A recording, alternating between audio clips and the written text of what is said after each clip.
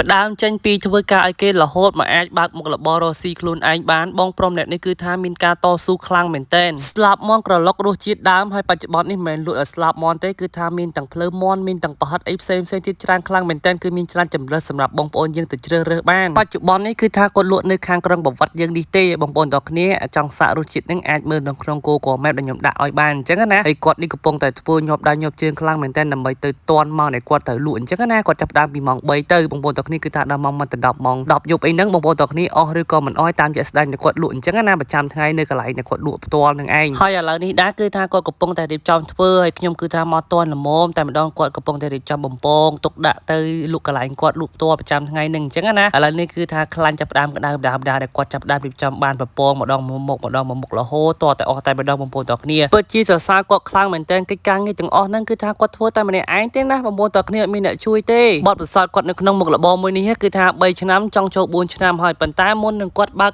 រយៈពេល3ទៅ4ឆ្នាំនេះគឺគាត់បានធ្វើការឲ្យ3ឆ្នាំមកធ្វើការនៅកន្លែងដែលគាត់មុខរបរដែលគាត់ធ្វើនឹងឯងបន្ទាប់មកក៏គាត់ទិញប្រេនឆាយគេមកអាចមករកស៊ីខ្លួនឯងបានអញ្ចឹងណាវិវត្តខ្លួនពីបុគ្គលិកគេរហូតឥឡូវនេះគឺថាខ្លាចជាតកែហើយប៉ុន្តែនៅក្រោមយីហោ brand name ផងគេទេអញ្ចឹងណាបងប្អូនទាំងគ្នាប៉ុន្តែធានារសជាតិសម្រាប់បងប្អូនទាំងគ្នាទៅញ៉ាំហ្នឹងគឺក្រិតក្រំត្រូវក្បួនខ្នាតគេគឺត្រឹមត្រូវល្អខ្លាំងណាស់គឺការវាយម្សៅគាត់បំពងហ្នឹងគឺឈ្ងុយមានរសជាតិនៅពេលដែលញ៉ាំជាមួយប្រហិតដែលគាត់បំពងមកជាពិសេសហ្នឹងដាក់ជាមួយនឹងក្លុកបងប្អូនទាំងគ្នាក្លុកគ្រឿងនៅពេលដែលយើងទិញអញ្ចឹងណាគាត់ក្លុកឲ្យចង់បានហឺខ្លាំងហើយល្មមអីប្រាប់គាត់ទៅឥឡូវនេះគឺថាចាប់ដើមញាប់ដៃញាប់ជើងខ្លាំងមែនតើយាមទៅបងប្អូនទាំងគ្នាអាចមើលសកម្មភាពគាត់ធ្វើបានគឺថាគាត់ធ្វើតែម្នាក់ឯងទេអត់មានអ្នកជួយទេបងប្អូនទាំងគ្នាហើយពិតជាមិនសរសើរគាត់មិនបានមែនអញ្ចឹងណាហើយកន្លែងដែលគាត់កំពុងតែបំពងនេះគឺថានៅកន្លែងដែលគាត់ជួលផ្ទះគេទេបងប្អូនទាំងគ្នាកន្លែងដែលគាត់លក់ហ្នឹងក៏ជួលគេដែរគឺថាជួលគេគ្រប់សពតែម្ដងបងប្អូនទាំងគ្នាអើយអញ្ចឹងហើយគឺថាជីវិតអ្នករស់ស៊ីគឺអញ្ចឹងឯងបងប្អូនទាំងគ្នាហើយនេះហើយគឺគាត់ចាប់ផ្ដើមរៀបចំបានរៀងច្រើនដែរហើយបងប្អូនទាំងគ្នាមើលមកដល់ចំណុចហ្នឹងអញ្ចឹងណាបំពងម្ដងមួយវគ្គគឺថាមតនការធ្វើអាណាមុនអញ្ចឹងណាជា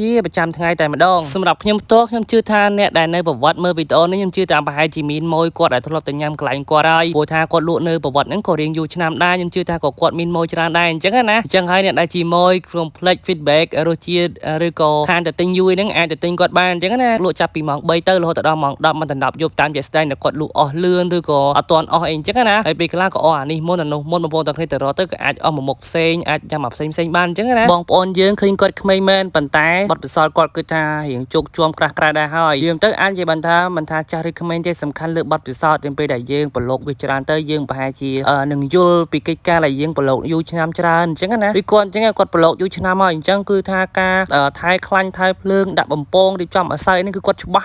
់ទៅពេលដែលច្បាស់ទាំងរសជាតិមួយគឺថាអត់ប្រែប្រួលទៅណាទេគឺថេតែម្ដងឥឡូវនេះដែរគឺថារៀបចំចិត្តហើយបងប្អូនទាំងគ្នាគាត់រៀបចំហើយនឹងគឺថាគាត់ចាប់ផ្ដើមរៀបចំចេញតាណាទៅកន្លែងដែលគាត់លក់ប្រចាំថ្ងៃនឹងឯងឥឡូវគឺថាចាប់ផ្ដើមជាមួយនឹងបំពងជាមួយនឹងភ្លៅមាន់ហើយបច្ចេកទេសគាត់បំពងគឺថាគាត់មានបច្ចេកទេសគាត់បំពងត្រឹមត្រូវការធ្វើការវះការអីហ្នឹងគឺថាគាត់អត់មានឲ្យកក់ឈាមអីនៅក្នុងភ្លៅមាន់នោះទេហើយបងប្អូនទាំងគ្នាខ្ញុំនិយាយមែនណាភ្លៅមាន់របស់គាត់នេះគឺថាហាងមុំគឺចាញ់រសជាតិគាត់តែម្ដងគឺថាខ្ញុំញ៉ាំហើយគឺរសជាតិភ្លៅមាន់នោះគឺថារសជាតិដែលខ្ញុំស្វែងរកខ្ញុំនិយាយមែននឹកស្មានទេហើយនេះហើយគឺជាទីតាំងរបស់គាត់បងប្អូនទាំងគ្នាដែលគាត់លក់ប្រចាំថ្ងៃនឹងឯងគឺថានឹងកាយនៅផ្លូវកំពង់ស្ពាយណាបងប្អូនទាំងគ្នាទៅប្រហែលជាឃើញគឺនៅមុខផ្ទះវីននឹងផ្ទាល់តែម្ដងដែលគាត់លក់នៅមុខហ្នឹងជាប្រចាំថ្ងៃទៅចាប់ពីម៉ោង3ទៅនឹងឃើញហើយទៅពេលដែលបងប្អូនទាំងគ្នាកំងទៅគាត់ចាប់ដើមបំពងកម្ដៅវាបន្ថែមទៀតហើយគាត់ចាប់ដើមក្លុកជាមួយនឹងម្សៅក្លុកផាន់គាត់ហ្នឹងគឺចង់បានល្មមអីហ្នឹងប្រាប់គាត់ទៅគាត់រៀបចំឲ្យមកស្អាតតែម្ដងហើយនេះហើយគឺជាទីតាំងរបស់គាត់បងប្អូនទាំងគ្នាអ្នកនៅប្រវត្តិប្រហែលជាស្គាល់ច្បាស់ហើយបើសិនជាអ្នកមកពីខេត្តផ្សេងអីមកធ្វើការនៅប្រវត្តិអីអាចមើលវីដេអូនឹងបានឬក៏ចុចនៅក្នុង Google Map ទៅគឺនឹងឃើញ